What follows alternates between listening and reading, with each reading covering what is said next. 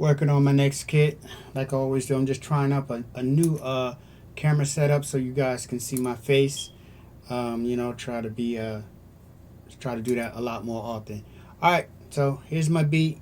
Check it out, psychokit.com.